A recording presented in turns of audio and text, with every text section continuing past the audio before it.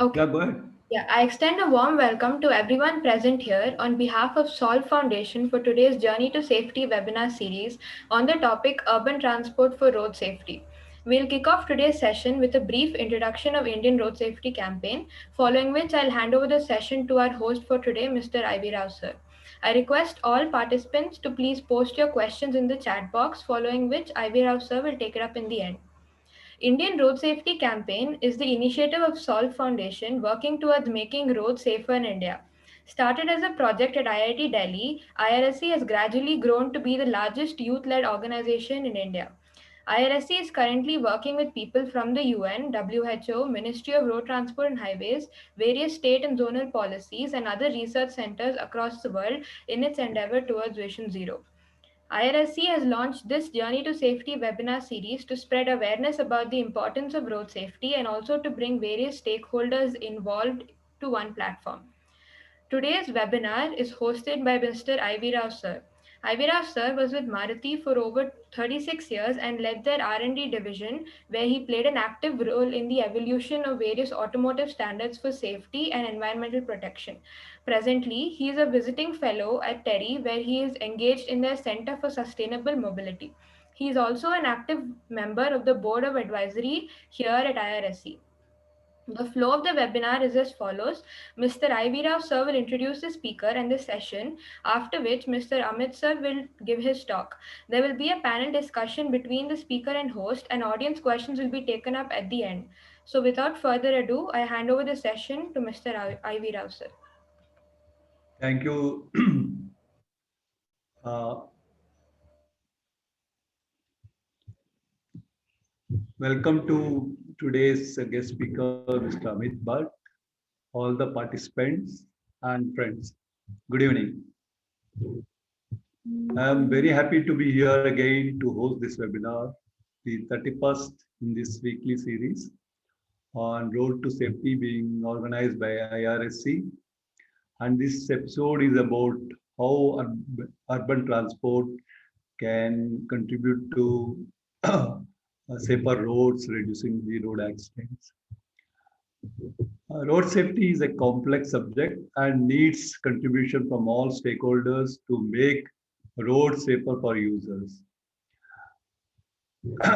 Indian Road Safety Campaign is organizing these webinars with different sets of stakeholders to understand their views and suggestions for making roads safer for users.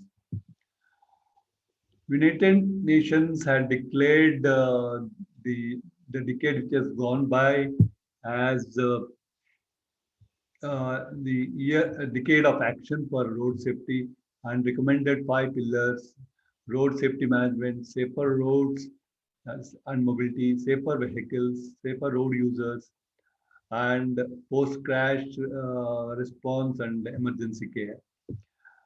Also in India, our Motor Vehicle Act has been modified with a lot of improvements and also increasing the penalty for not following any of the traffic rules.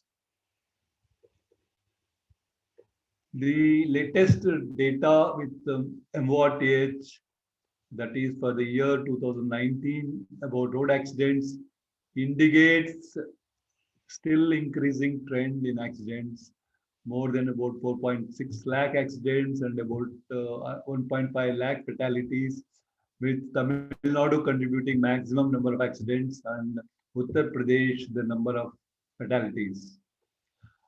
And the big concern is the fact that 72% of fatalities are with mid-age group who are the most productive phase, which dents our growth. 35% accident cases involve two-wheelers and about 24% cases the passenger cars. And fatalities also show similar trend. And 75% of the drivers involved in these accidents have valid driver licenses. The, the vehicle users are still not very well aware of various features provided for driver assist for the safe driving. And in case of two-wheeler users, as per the survey done 2 years back, only 30% drivers and 10% pillion drivers use helmets. And in case of, and a similar survey conducted in 2020, only in case of passenger cars, only some 28% drivers and 4% rear seat occupants wear seat belts. This also many don't use when doing small trips to nearby locations.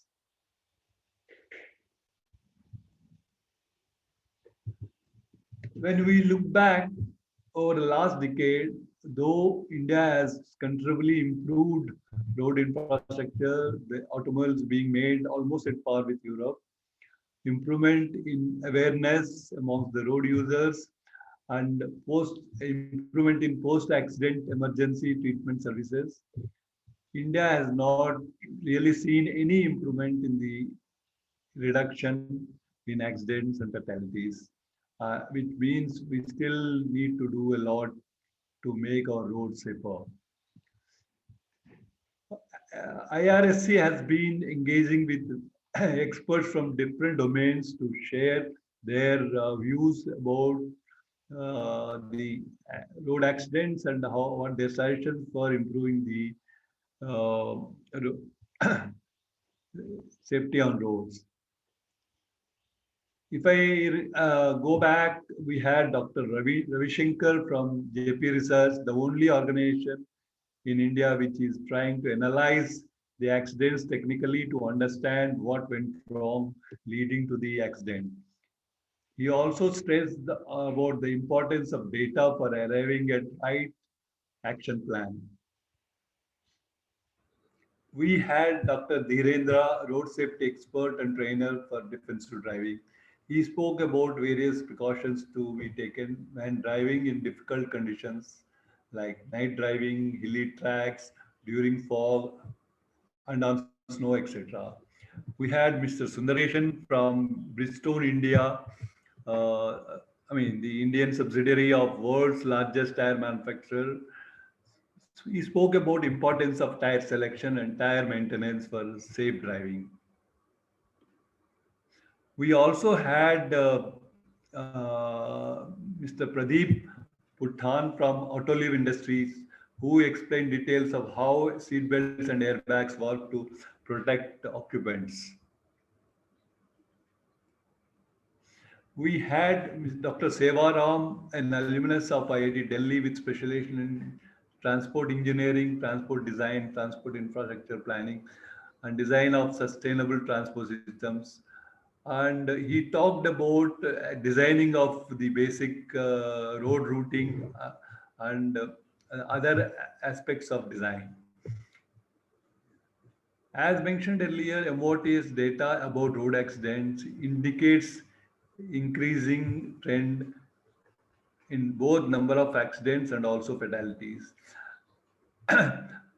And this gives only the date numbers about accidents and fatalities, but it doesn't not really analyze the cause for the accident.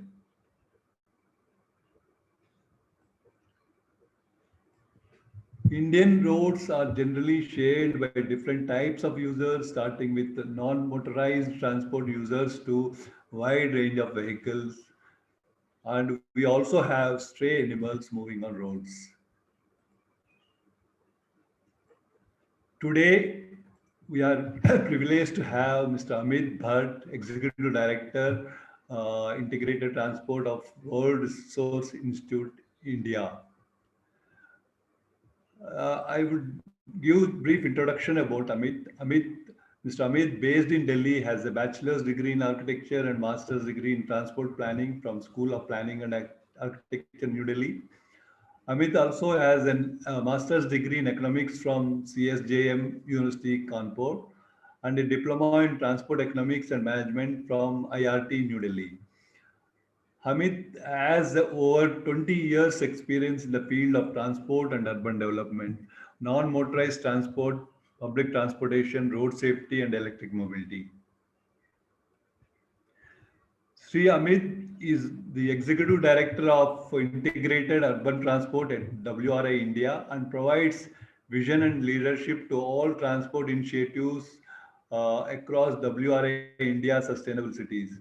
Amit leads the work around BRT projects and city bus services in Surat, Indore, Jaipur, and Bangalore, and urban transport projects in Naya Raipur, restructuring the auto rickshaw sector in Rajkot, and developing a public bicycling scheme in Jaipur. Amit manages UNDP's capacity building program, the World Bank's peer-to-peer learning program, and project on low carbon public transport mobility solutions for rapidly growing Indian cities, supported by British High Commission.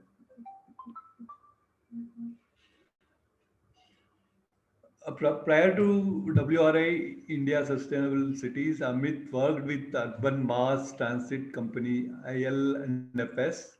I was involved in several technical studies like comprehensive mobility plan for Gurgaon and urban transport vision document for Kanpur. He was involved with CTS studies for Rajahmundry and Guntur, and a comprehensive development plan for Meerut, road safety policy and action plan for state of Tamil Nadu, and strengthening various sections of the national highways and incorporation of national road safety policy. Amit is also a columnist and writes extensively on the issues of cities and transport for leading newspapers. Over to you, Mr. Amit. We'd like to hear you, and then based on the your initial remarks, we'll try to discuss important issues. Over to you. Thanks a lot for the introduction. And basically, my presentation and the talk would largely revolve around one, giving some perspective to road safety, but also looking at how does the whole issue of urban transport impact road safety. So let me just share my screen. Yeah. So basically, this is what I'm going to talk about today. And just to give a perspective, and I know many of you would be very much familiar with these numbers, but we are looking at about 1.35 million lives which are lost every year due to road safety or road traffic deaths. Now that's just a number, but how does this number translate into something which, let us say, is easy for us to understand? This typically means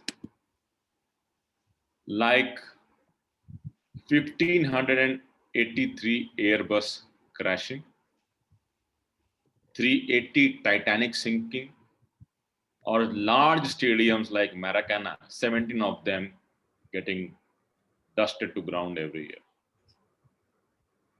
And we know that the infamous 9/11 incident that happened, which involved 4 aircrafts crashing in the US, really changed the way security and air travel happens. But in road safety, close to 1,600 jumbo jets crash every year. But somehow we consider it as something which is unfortunately acceptable in terms of the way things happen on ground, as well as what we see actions being taken on ground. Now, death is one, but what you have to remember is half of the people who get killed worldwide are pedestrians, cyclists, and two-wheel users. And that's what we call as the most vulnerable road users in our countries. It's unfortunately the number one cause of death for children and young adults. So between age of 5 to age of 29, that's the number one cause. And if you look at from the economics perspective, because a lot of talk happens around economics and economic revival and so on and so forth, road safety costs about 3% of GDP. And what's even more striking is the fact that low and middle income countries account for almost 93% of these deaths. So just a global snapshot to understand the severity of this problem. Unfortunately, 60% of these deaths happen in Asia alone. And again, almost 55% people in Asian countries who get killed are pedestrians, cyclists, and two-wheel users. And the unfortunate part is Southeast Asia, where we belong as a country, has unfortunately the highest or the fastest growth rate of traffic fatalities. So yes, India and China do constitute a huge amount of road traffic deaths in Asia because of the sheer numbers. But if you look at in terms of fatalities per thousand population, we have countries like Thailand, Vietnam, Malaysia, which have very, very high fatality rate.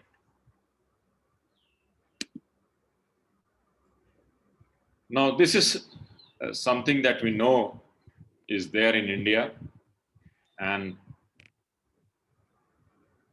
almost 18, 19 years back when I started my career, at that time, and I got a chance to work on a consulting assignment on developing a national national road safety plan.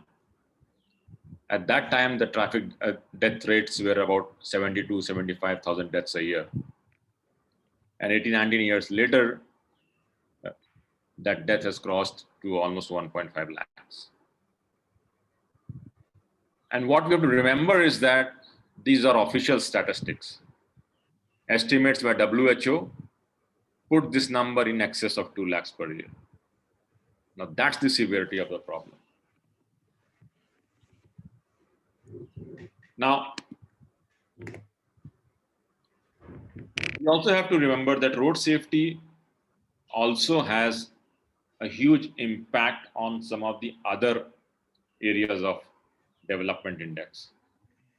So for example, a research from Korea shows people who got involved in road traffic deaths and survived, almost a third of them lost their jobs due to disability.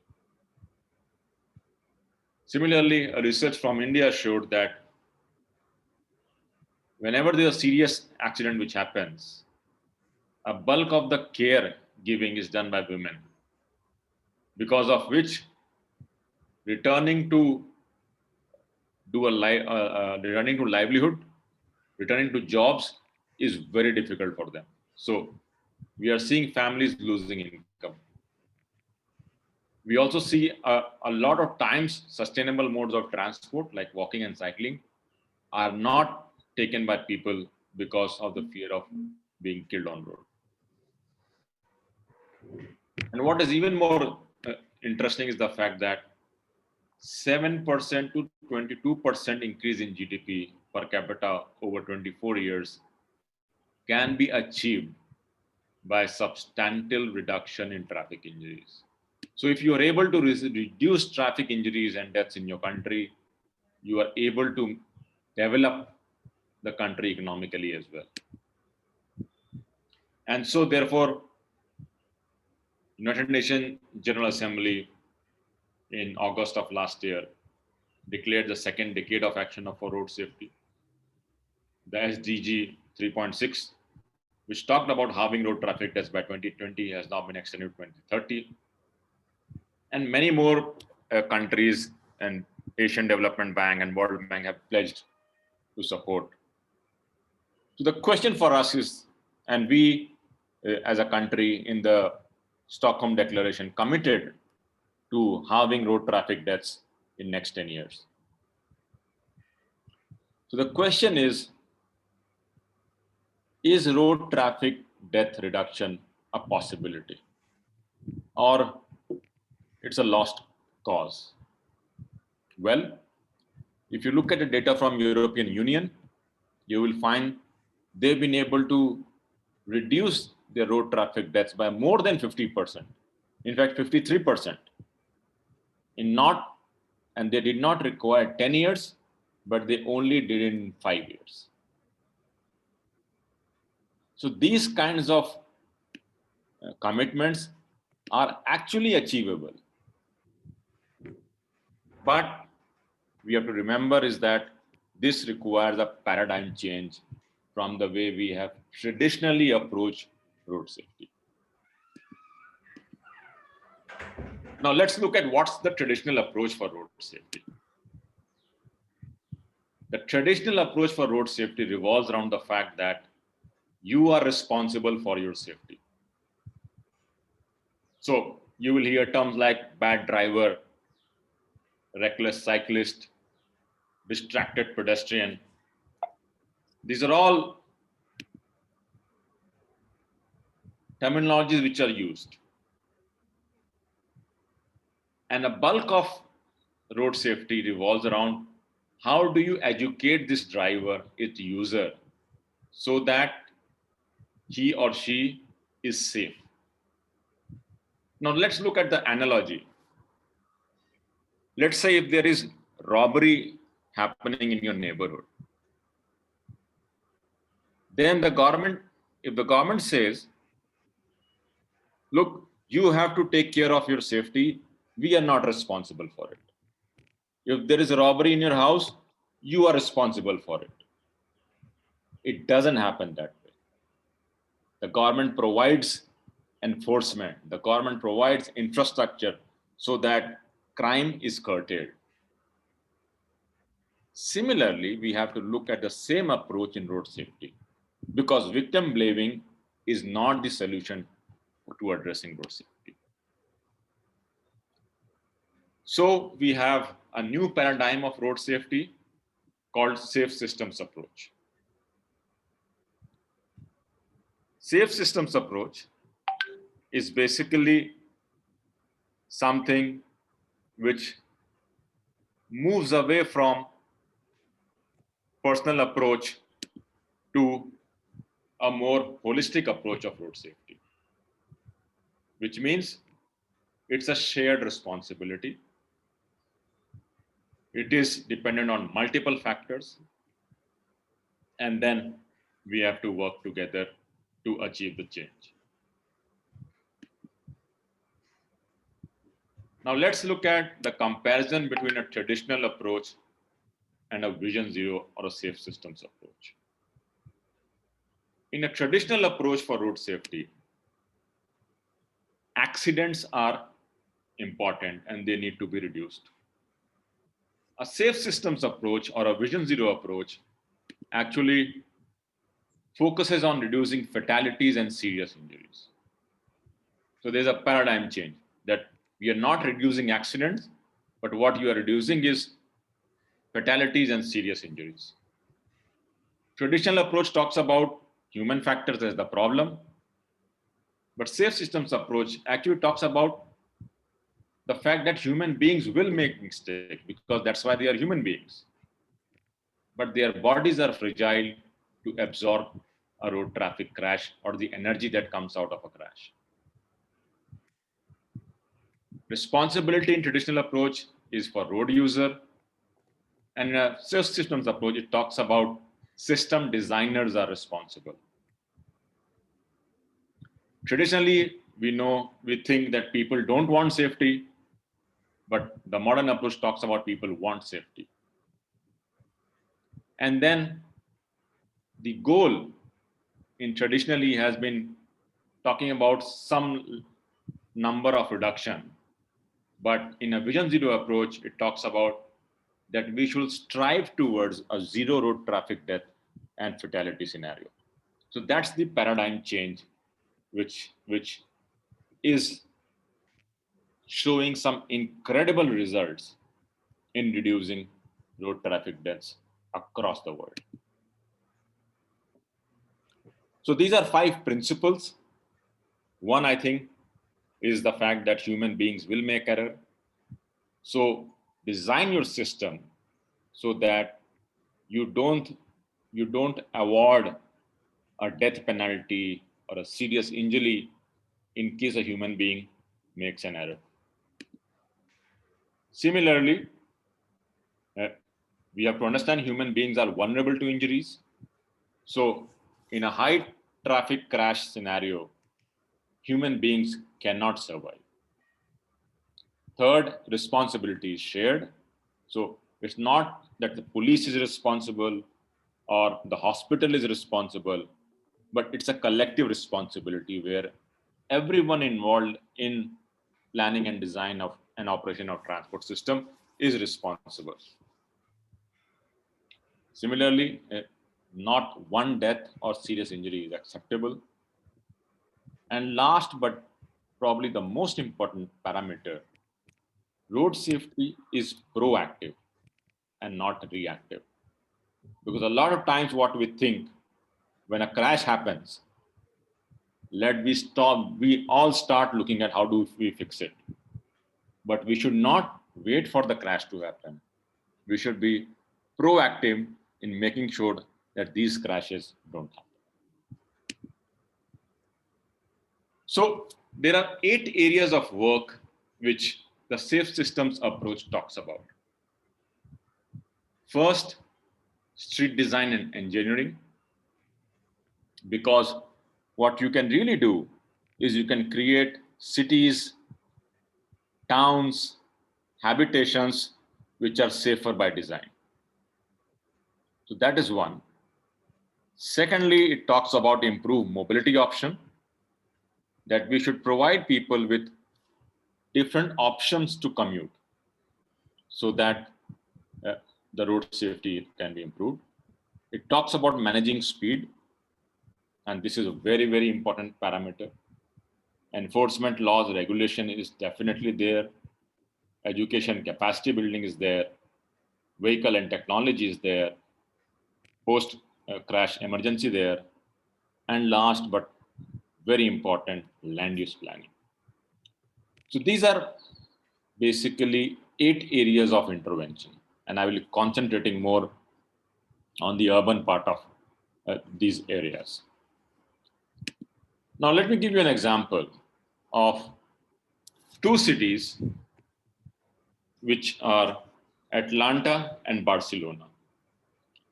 The reason why I picked these 2 cities is a lot of times when we compare cities, we say, but the income is different, but the size is different, the population is different, so on and so forth.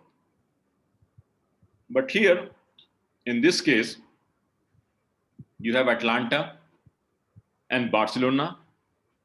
These are 2 countries which have same amount of population, almost close to 50 lakhs or 5 million,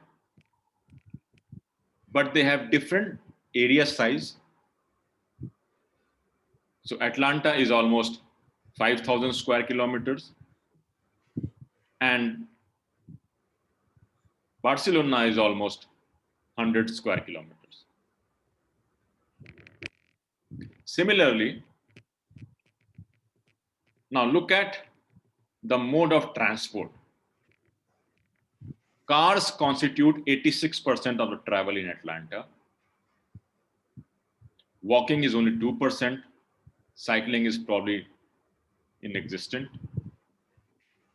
But Barcelona has almost 40% people using public transport, 35% people walking and cycling, and almost a quarter of population using car as a predominant mode of transport.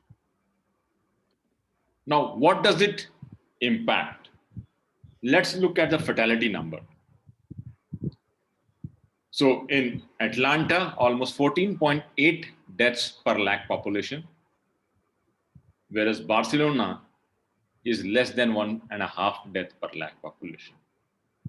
The difference between traffic death rate in the 2 cities, which are of same population, same economic base, economic income level, is not 5, 10, or 20%. The difference is of an order of magnitude, more than 10 times less. So the question is, why is this so? And a lot of it is relying on the fact that Barcelona uses public transport, walking, and cycling as a predominant mode of transport, which are much, much safe than people driving individual motor vehicles.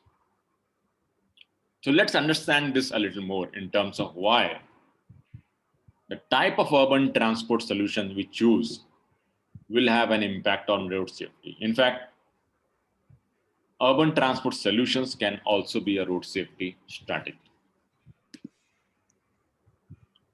Let's look at the land use planning. Now, land use planning, which requires less motorized vehicle to travel, it creates conditions for safe usage of public travel, and it ensures that the high-speed roads are separated from mixed land uses. So I think someone is typing, Kumar, Mr. Kumar BCS. If you're typing, please don't do that. Yeah, thank you. So basically what it means that if you create land uses which are compact, which are mixed use, which does not require traveling longer distances, then you are by design creating safe habitation. So let me show you a graph here.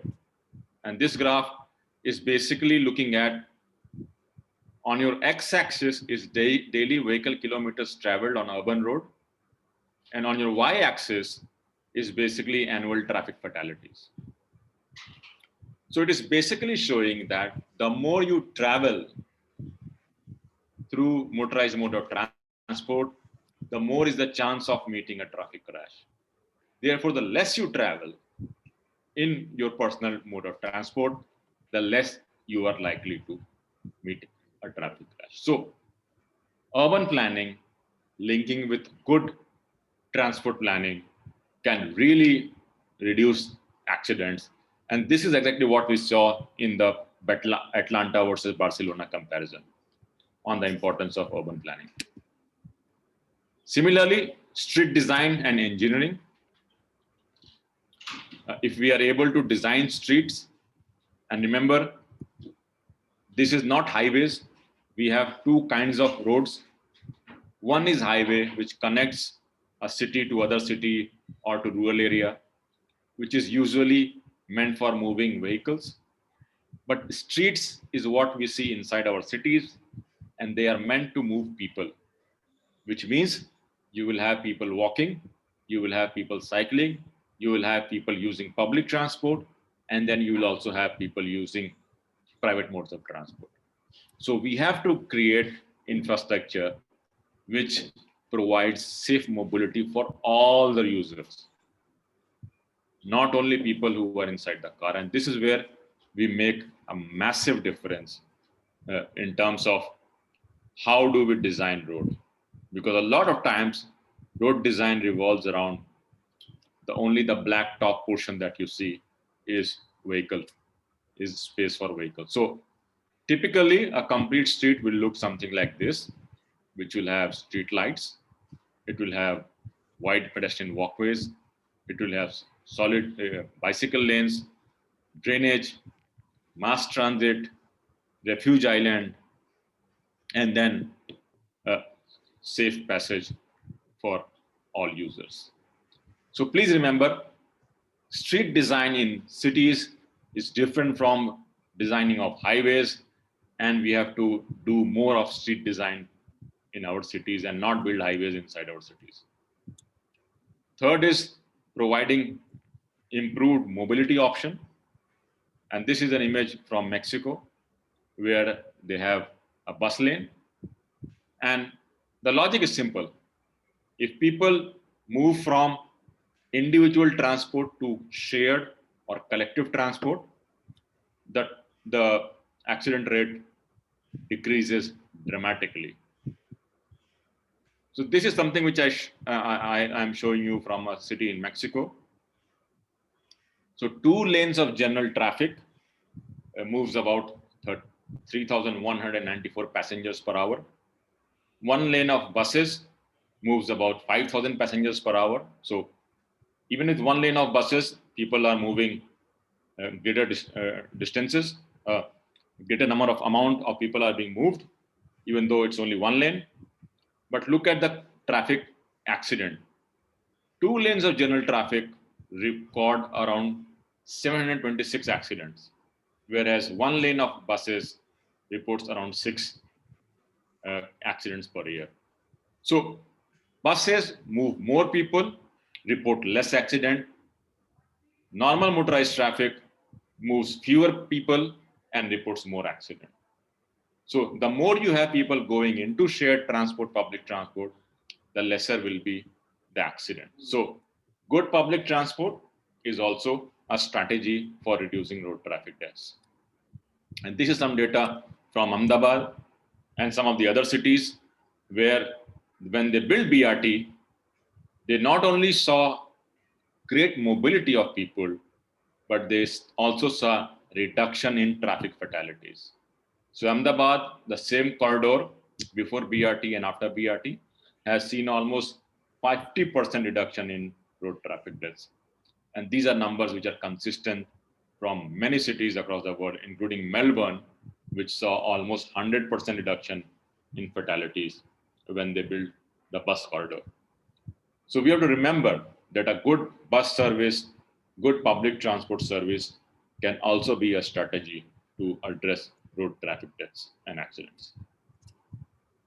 Similarly, speed management is very important. And this is something which is very misunderstood concept. Because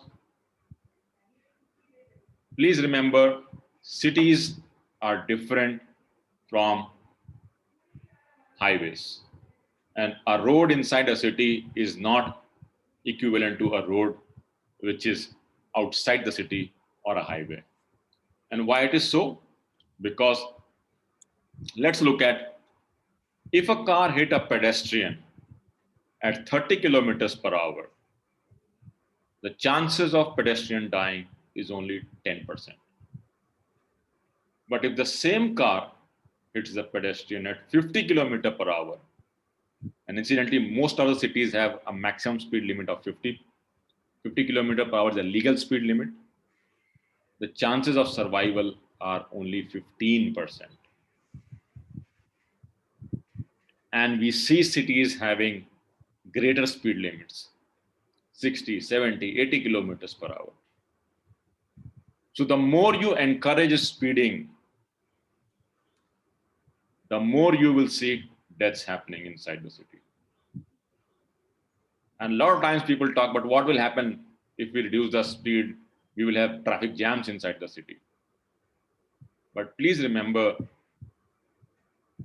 the bulk of the population moves during peak hour. And in peak hour, cities like Delhi move less than 20 kilometers per hour.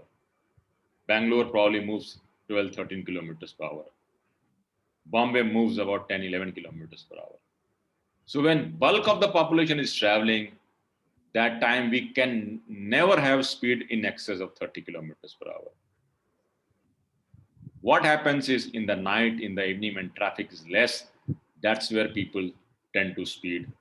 And that's where we see some of the most severe traffic crashes happening. So it will not have, reducing speed will not have an impact on congestion, but it will surely save many more lives in the city. So as part of the Stockholm Declaration, which is India is also a signatory, all the countries have committed that inside cities, roads which have other uses and which has other road users, those streets will be designed and enforced for a speed not greater than 30 kilometers per hour. This is what we have committed at a global level. However, we have yet to translate that commitment into implementation. But if we are able to reduce speed in our cities, you will see a massive improvement in road traffic crashes and fatalities. Other is enforcement of law and regulation. And yes, the session chair did mention about the new bill which has come, and that's a great starting point. However, the next big thing is how do we make sure that states implement that bill as well as monitor the bill, including reducing exposure to some of the high risk driving habits like wearing seat belts, drunken driving, child restraint, using helmets, so on and so forth. There is also talk about having increased capacity building and education. And remember, this capacity building and education is not only for the end users, but it is also for people who are planning and designing these systems. Because a lot of people still have to understand how the difference between designing an urban road versus a highway. How do you design cycle tracks inside the city? How do you develop continuous footpaths? How do you develop safe crossing facility? A lot of this is something that the capacity we have to build so that we do create systems which are safer in terms of the approach. And yes, vehicle design technology is an important parameter. We are now seeing safer vehicles coming in with some of the most elementary road safety features like seat belts, ABS, and electronic stability coming. And then post emergency and trauma care is definitely important, because one is that we don't want crashes to happen. In case the crash happens, we want the severity to be less. And let's say even if a less severe crash happens, how can we make sure that the victim is given the emergency treatment and care at the shortest duration of time? So with this, I would really like to end my talk, but just to tell you, we have this publication called Sustainable and Safe. This really talks about how can we create cities and the urban transport systems which are safe as well as sustainable. And this is something that WRI, where I work, we did together with the World Bank. And then it really talks about some of the global best practices on what cities can do to improve safety. It also gives an example of how some of these cities have done some of these works in their respective geographies and how they have been able to reduce the road traffic deaths. And it also does some interesting comparison from this case study. So you can Google it, Sustainable and Safe, by the title of the name, and then you will get to know, you can download this copy, it's a free copy. And then it really kind of gives an interesting insight of the difference between safety issues in urban areas versus in non-urban areas, and how can be done to improve the safety. So with this, let me just conclude my presentation, and I'll stop sharing my screen. But after that, I'll be happy to take any questions, comments that the audience might have. Mr. Amit, thanks for your very interesting and detailed presentation regarding what are the issues in making our road safe and what all needs to be done to make our roads safer. What philosophical changes we need to bring in basically to have a different approach to safety. After the new motor vehicle has been passed by the parliament and government has introduced more stringent penalties, etc. It's very surprising that the road users, at least I have not observed any change in the way the road users, vehicle users jump the signals even now, in spite of the government having cameras to catch the people not complying with the rules. Even the overspeeding is being detected through cameras. In spite of all that, I'm really disappointed not to see improvement in the user behavior. I mean, another very good example. I mean, bad for us, but example is the way people wear a helmet when using a two-wheeler. They just have something on the head without properly tightening the belt, which serves no purpose. So they are doing it only to indicate that they are following the rule, but they don't seem to understand that they are wearing the helmet for their own benefit. Same applies for seat belts, etc. So my question to you is, what needs to be done to actually bring in this basic attitudinal change in our road users? Every road user has his role to play to make the road safer, and anybody not following the rule will definitely uh, result. I mean, he will create the unsafe moments for others also. It's not only his own life is in danger, but also others' life. Absolutely, and interesting question. But I think one, we have to understand that the psychology that we talked about is not only restricted to Indians. In fact, this phenomena is seen world over.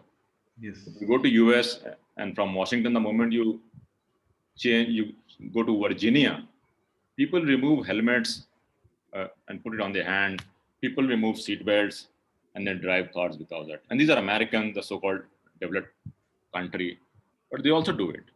And the reason why they do it is the reason why we also see this happening, is that enforcement is lax.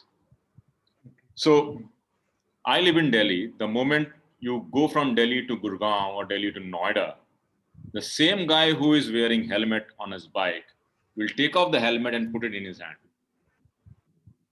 For the simple reason is, so one, I think we'll have to also figure a way out how can we increase the effectiveness of the enforcement. So I'll give you one example. So Delhi police has recently put cameras on certain high risk corridors. And what has been happening, and these kind of cameras have been put in other cities also, but very religiously, Delhi police has been chalaning people who have been overspeeding. And believe me, that overspeeding on these corridors which have cameras have gone down considerably. Because the moment people come on this road, they know that if they overspeed, they will get a fine. No, I would like to correct you. I'm sorry to say this, but what people are doing now is they know the exact location of the cameras. As they approach the camera, they slow down. And the moment they cross the camera, they are again back to whatever speeds they want to do. And I mean, what I'm I saying agree, is, but I'm saying, let us say if we identify some high risk location yeah, and you put camera and you advertise in the entire yes, city that there is a camera, what we want, at least people to drive safely in the high risk location. yeah, that's right. So at least it's a step forward. But if we can also have some random speed violation detection, we can only increase the effectiveness. Yeah.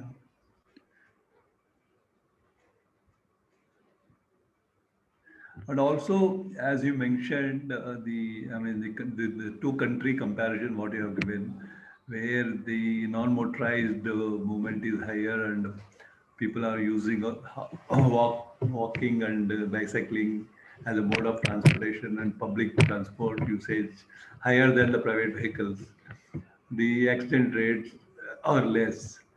But in India, we had been talking for a long time about creating special lanes for walking and also bicycles. But somehow, I have not seen any, I mean, city coming, I mean, developing these infrastructure facilities till now.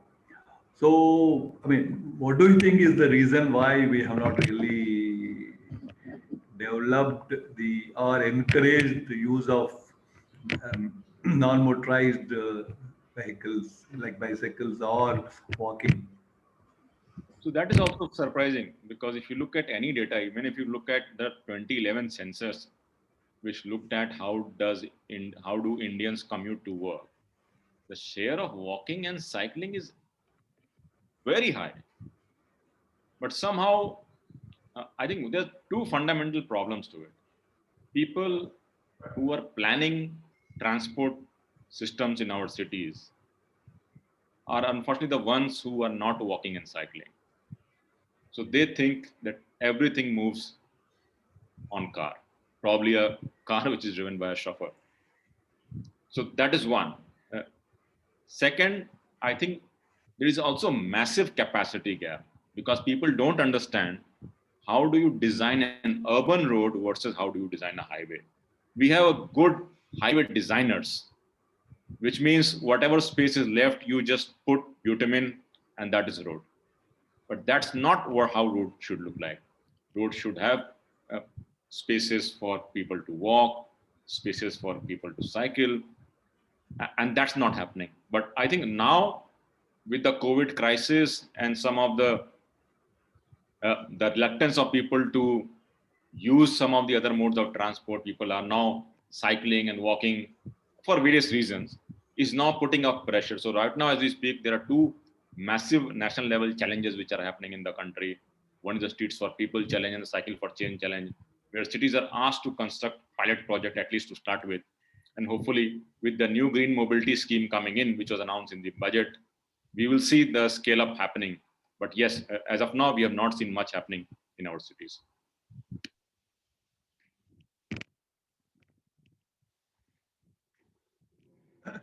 Yeah, what do you think is the most important issue we need to stress or implement or encourage people to follow to bring in a uh, visible change in the accident rate, accidents? So one, I think and this is why I personally believe, because I've been working for almost 20 years in this field, and I think one, we have to move away from, and this is slightly philosophical, but move away from the notion of accident, because accident is something which is beyond our control, and that's what the people normally in the space think.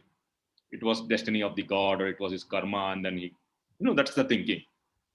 To a system place where we think it's a road traffic crash, which means there's a science behind it, and each of these crashes are predictable and preventable. So that is one. Second, we have to understand that it's a shared responsibility. So for example, let's say, and this happened in Bangalore a few years back, where a person who was driving a motor vehicle with his wife behind lost balance, fell. He was wearing helmet, so he was saved, but the wife lost her life. That's one. But what was surprising was the police booked the driver, the husband, for rash and negligible driving, not amounting to murder, homicide not amounting to murder, because they said, look, it's a crime. And if road accident is a crime, then there has to be criminal. I cannot put the pothole to the jail.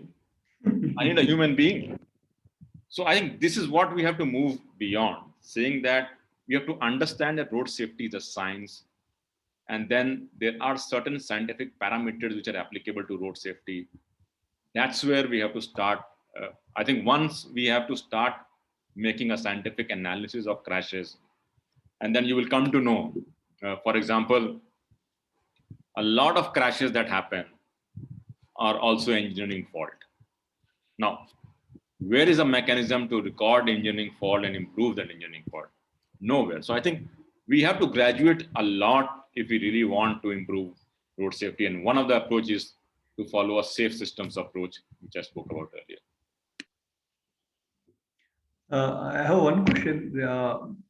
We know how the metros are now because of whatever reasons. My question is the other smaller, next tier two cities which are now growing, are we taking necessary precautions not to repeat the problems what we are facing in the 4 or 5 metros or big cities which we have now? Have all that talk about smart cities, etc. I was trying to check with people who are involved in smart cities about these aspects, but somehow I didn't get any clear picture. So, would you be able to give us some inputs on that? Whether Yes. future smart cities are the cities which are growing, which will become bigger in time to come, will not repeat the problems we are facing with the current metros. Absolutely. So I think in the last 5-10 years, we have been focusing a lot on metro, but we have to understand that a metro is a very costly proposition. It costs around 300 crores for 1 kilometer of metro to be built. Yeah, And that money we can't afford anywhere and everywhere. So I think what we have to do is probably in smaller cities, maybe start with bus service, a basic bus service. And in many cases, we can really do an improved bus service. So this budget, I think there was an announcement to support buses, 20,000 buses. I think that's a great improvement. Second is we also have to look at how can we fix the engineering design in our road, because a lot of times we don't understand. So for example, let's take highways. We always give the statistics that Indian national highway constitutes 2% of motor road area and constitute 40% of road traffic deaths. Now we have to understand that deaths on these highways, majority of it actually happens when these highways meet habitation. So if your highway is passing through the city, it's not a highway, it's an urban road. And therefore you have to design this road for slower speed. You can't have 180, 120 kilometers of road passing through the habitation.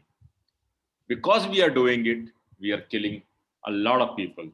I think that fundamental change in design on how do you design roads which pass through habitation, how do you design roads which cut across cities, how do you manage speed on this road is very important for saving lives.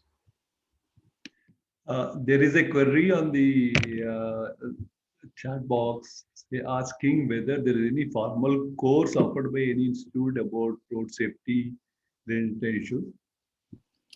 So one of the courses which are interesting, and this is for engineers, is a course on road safety audit. So road safety audit course is being given by Central Road Research Institute as well as some of the National Institute of Technologies. It's a 14-day course which talks about how can you evaluate a safe road from an unsafe road, and then you can then become an auditor and start auditing a road surface. So people with that engineering background can really sign up for this course, and it's a very interesting course of improving the safe infrastructure. I mean, I'm coming back to what I mentioned before.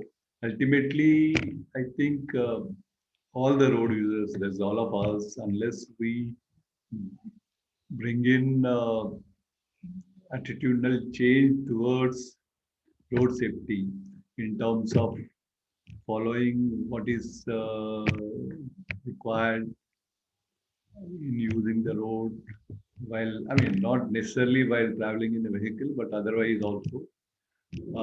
That has to be done by everybody, which basically calls for a great big uh, change in the way we think and the way we act. I really don't know how to bring in this, but that's what is required to really. So I'll tell you how to bring it this. Because, sorry, I slightly differ from this approach. Yeah. When we say, and this is actually the same approach we talked about, is then you are responsible for road safety. So maybe you, me, people who know about this are safe drivers, but not everyone is not safe driver, right? People respect rules and regulation when they fear that if I don't respect the rules and regulation, I will be penalized. So we have to understand that you can solve the problem through three ways. One, can you create infrastructure which is safe, which means, let's say, even if you want to speed, you cannot speed, right? So you are creating safety by design. So that is one. That create an ecosystem which does not allow you to violate. And there are ways and means which we can create. So that's point number one. Point number two, how can we increase enforcement? And we now have technologies which can do it for us, because technology is much, much cheaper than it was maybe 10, 15 years ago. And third is what we call as education, is that we educate the road users, we educate the system designers to be safety. Because if we again follow the same track that please respect rules, only then you will save, believe me, no country has decreased road traffic deaths by telling people to follow rules. No, you have to work on all the systems together, only then things improve. Thank you. I think with this, we come to the close of this webinar. I would like to thank Mr. Amit Bhatt for very interesting presentation, and also uh, giving some insights into various aspects, and his firm belief that we can improve the road safety situation by enforcing three things. That is one, creating the infrastructure which would not allow over speeding. The second thing is enforcement, and third, the education. Uh, I think we all need to actually do our bit. So I would like to thank him for his insights into road design and basic urban highways, I mean, urban roads for avoiding accidents or fatalities, reducing the fatalities. I mean, he himself mentioned that we should not talk about road accidents, but fatalities and serious injuries. Thank you, Mr. Amit. Over to you, madam.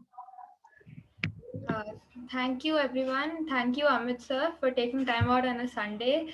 Also, on behalf of IRSC, I thank both IB Rao sir and Amit sir for delivering such an insightful session. I think we can conclude. The certificate forms are up on the chat box. Thank you so much. Thank you, Thank everyone. you. Take care. Thank you.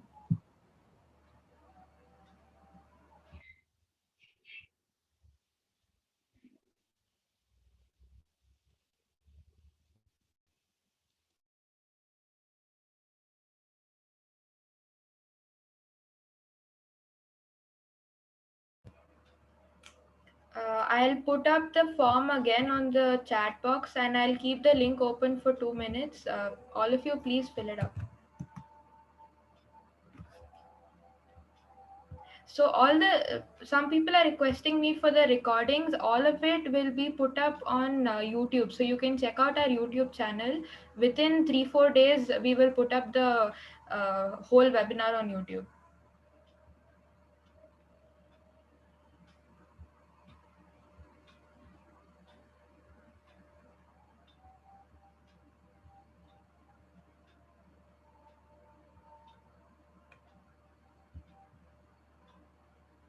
Please use the chat box because I can't hear if you are trying to speak.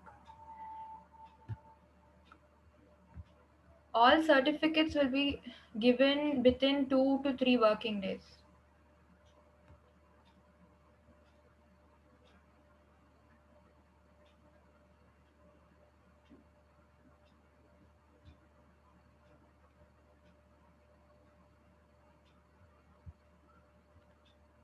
All right. I hope everyone has filled up the form. I'll be closing the session. Thank you very much for joining.